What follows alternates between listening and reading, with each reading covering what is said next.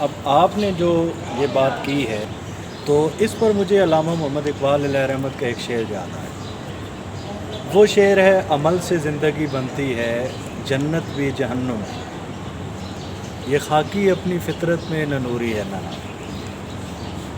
اب اس شعر کی جب ہم تشریح سمجھیں گے، اس کی وضاحت کو دیکھیں گے تو ہمیں اپنی بات مزید واضح نظر آ جائے گی۔ اب اس شعر کو عموماً میں نے جو دیکھا، پڑھا اور مختلف لوگوں سے سنا، اس میں عمل سے مراد لوگ محض عبادات کو لیتے ہیں، یعنی مور دین 90% عمل کو عبادت سے ہی جوڑتے ہیں، اور اس شعر کی آگے تشریح کرتے ہوئے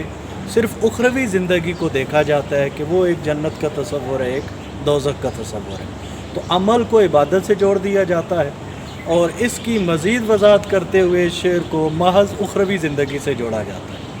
حالانکہ علامہ محمد اقبال علیہ رحمت عمل سے مراد صرف عبادات کو نہیں لے رہے،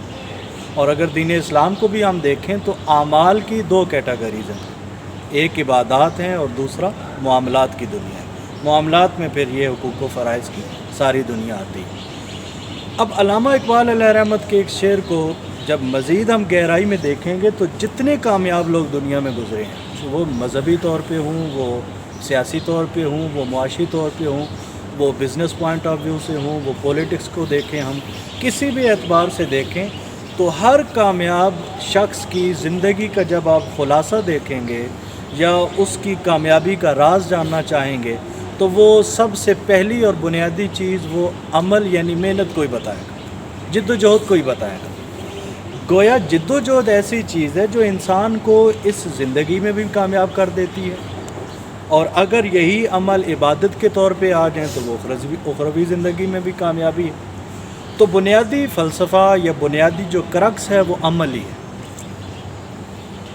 ہم اس دنیا میں بھی اگر پریشان رہتے ہیں تو اس کی ایک بنیادی وجہ یہی ہے کہ بہت سے لوگ ایسے ہیں، اور ہر رونے والا شخص جب اس کی زندگی کو دیکھیں گے تو وہ تدبیر کو چھوڑ کر تقدیر کے سرانے بیٹھا رو رہا ہوگا۔ تو حالانکہ اقبال اس شعر میں یہی فلسفہ سمجھا رہے ہیں کہ اے انسان، تدبیر کو نہ چھوڑ تاکہ تمہیں تقدیر کے سرانے بیٹھ کے رونا نہ پڑے۔ کامیابی چاہتے ہو تو اپنے آپ کو پھر عمل کی طرف لے آؤ۔ اور یہ ایک ہمارا سوشل فیکٹر بھی ہے۔ بہت سے لوگ ایسے ہوں گے کہ جو جب کرنے کا وقت ہوتا ہے یا کچھ ایسی عمر ہوتی ہے جس میں وہ کچھ کر سکتے ہیں، وہ بن سکتے ہیں، تو وہ پیریڈ یا وہ ٹائم وہ گپ شپ میں یا فضول وقت گزارنے میں گزار دیتے ہیں۔ دوستوں کو وقت دے دیا اور دیگر مصروفیات میں وقت ضائع کر دیا، تو ظاہر ہے ایک انسان اندر تو وہ ایک ضمیر ہے نا۔ اب جب وہ انسان بڑھتے بڑھتے عمر کے آخری حصے کی طرف جانا شروع کرتا ہے تو تب اسے پھر رونا آتا ہے، تب وہ سوچتا ہے کہ اب میں کیا کر سکتا ہوں، اب میں کیسے کامیاب ہو سکتا ہوں، حالانکہ کامیابی کا وقت کچھ اور تھا۔ جو کامیاب ہونا چاہتے ہیں وہ پہلے دن سے ہی محنت کو اپنا شعار بنا لیتے ہیں، وہ پہلے دن سے ہی عمل کی سواری پر سوار ہوتے ہیں، وہ پہلے دن سے ہی تدبیر کو اپنے ہاتھ میں لیتے ہیں، وہ پہلے دن سے ہی جود مسلسل کو اپنانا شروع کر دیتے ہیں۔ پھر وقت آتا ہے رفتہ رفتہ جب انسان جد و جہد کو، محنت کو، عمل کو نہیں چھوڑتا اور جاری رکھتا ہے تو وہ ایک وقت آتا ہے پھر اس کی کامیابی کا معترف پورا جہان ہو جاتا ہے۔ ایسے ہی لوگوں کے لیے اب دنیا بھی یہ جنت نظیر بن سکتی ہے اور دنیا دوزخ نظیر بھی بن سکتی ہے، اگر انسان عمل سے غافل ہو جائے، اگر انسان حقوق و فرائض کی دنیا سے غفلت برتے، اگر انسان محنت کو چھوڑنا چاہے، محنت کو چھوڑ دے، اگر انسان کچھ بننے کی سوچ کو چھوڑ دے تو یہی دنیا اس کے لیے دوزخ نظیر بن جائے گی۔ اور اگر انسان اس دنیا میں حقوق و فرائض کا پابند ہونا شروع ہو جائے، وہ محنت کو اپنا شعار بنا لے، وہ عمل کے ساتھ زندگی گزارنا شروع کر دے تو یہی زندگی اس کے لیے جنت نظیر بن جائے گی۔ تو ایسے لوگوں کے لیے جو عمل کرتے ہیں، ایسے لوگوں کے لیے جو عمل کو اپنانا چاہتے ہیں، جو عمل کے ساتھ زندگی گزارتے ہیں، اقبال انہیں ایک اور جہان کی بھی تصویر بتاتا ہے۔ جو عمل کی دنیا کے شاہ سوار ہوتے ہیں، اقبال دیکھیں انہیں اس سے بھی اگلا پیغام دیتا ہے۔ جو عمل کرنے والے ہوں، جو محنت کرنے والے ہوں، جو لگن کے ساتھ اپنی زندگی کو گزاریں،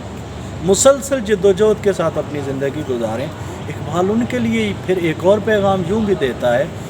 آسمان کی طرف اشارہ کر کے کہ شاید کہ یہ زمین ہے کسی اور جہاں کی۔ اب جو عمل کو اپنا لے اس کے لیے شاید کہ یہ زمین ہے کسی اور جہاں کی،